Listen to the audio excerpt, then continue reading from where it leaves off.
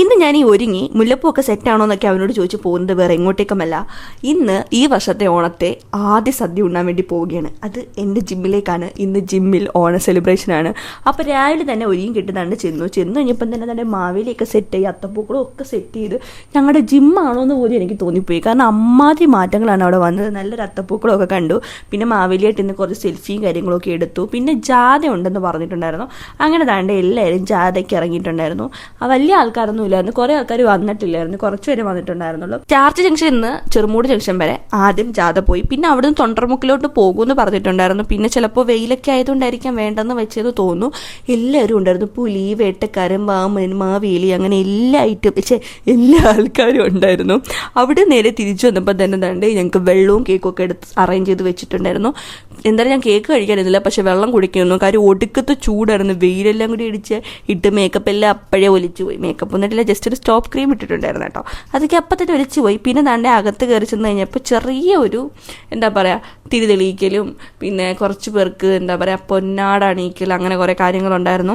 അങ്ങനെ കുറേ കാര്യങ്ങൾ തുടക്കത്തിലുണ്ടായിരുന്നു. പൊന്നാട മൊമൻ്റ് കൊടുക്കൽ. അത് കഴിഞ്ഞ് കഴിഞ്ഞപ്പോഴത്തേക്ക് നേരെ താണ്ടെ ഓണക്കളിയിലേക്ക് വന്നു. ഫസ്റ്റ് തന്നെ അവരുടെ തിരുവാതിര ഉണ്ടായിരുന്നു. അവിടുത്തെ ജിമ്മിലുള്ള കുറച്ച് ആൻറ്റിമാർ അവർ ചേർന്ന് തിരുവാതിര ഉണ്ടായിരുന്നു. അതിനുശേഷം കസേര കളി, അവരുടെ മക്കളൊക്കെ ഉണ്ടായിരുന്നു. അപ്പോൾ കൊച്ചു പിള്ളേരുടെ കസേര കളി, പിന്നെ താണ്ടെ വലിയവരുടെ കസേര കളിയിൽ ഈ ചേച്ചിയാണ് ജയിച്ചത്. അതിനുശേഷം ആണുങ്ങളുടെ കസേര കളി ഉണ്ടായിരുന്നു. പക്ഷേ ഇതൊന്നുമല്ല എന്നെ ഏറ്റവും കൂടുതൽ ചിരിപ്പിച്ച സാധനം. എന്നെ ചിരിപ്പിച്ചത് ഇതായിരുന്നു, ഇവരുടെ സാരി ഉടുക്കൽ, ആണുങ്ങളുടെ സാരി ഉടുക്കൽ. സത്യം പറഞ്ഞാൽ ഞാൻ ചിരിച്ച് എൻ്റെ കണ്ണിൽ നിന്ന് വെള്ളം വരെ വന്ന് അമ്മാതിരി ഞാൻ ചിരിച്ച ഒരു കളിയായിരുന്നു ഈ ഒരു സാരി ഉടുക്കൽ കളി. സത്യം പറഞ്ഞാൽ നല്ല രസമായിരുന്നു. ഈ ഒരു ഓണപരിപാടിയിൽ എനിക്ക് ഏറ്റവും ഇഷ്ടപ്പെട്ട ഒരു സംഭവം ഇത് തന്നെയായിരുന്നു. പിന്നെ ഈ ചേട്ടൻ്റെയൊക്കെ ഡാൻസൊക്കെ നൈസായിരുന്നു. പിന്നെ ലാസ്റ്റ് ഇവൻ്റെ ഈ ഒരു പെർഫോമൻസും എനിക്ക് ഭയങ്കര ഇഷ്ടപ്പെട്ടു. ഇവനായിരുന്നു ഫസ്റ്റ് കിട്ടിയത് കേട്ടോ. ഇവനായിരുന്നു അത്യാവശ്യം നല്ല മെനയായിട്ട് സാരി ഒരു വിധത്തിൽ ഉടുത്തത്. പിന്നെ നേരെ എനിക്ക് നല്ല വിശപ്പായി. ഞാൻ അവിടെ ഇരുന്നില്ല, നേരെ ഊണ് കഴിക്കാനുള്ള തത്രപ്പാടിലേക്ക് നടന്നു. ആദ്യ പന്തിൽ തന്നെ ഞാൻ കയറിയിരുന്നു. കാര്യം എനിക്ക് സദ്യ എന്ന് പറയുമ്പോൾ ഭയങ്കര എക്സൈറ്റ്മെൻറ്റാണ്. കാരണം സദ്യ ആസ്വദിച്ച് കഴിക്കണം എന്നാണ് എൻ്റെ ഡിക്ഷണറി പറയുന്നത്.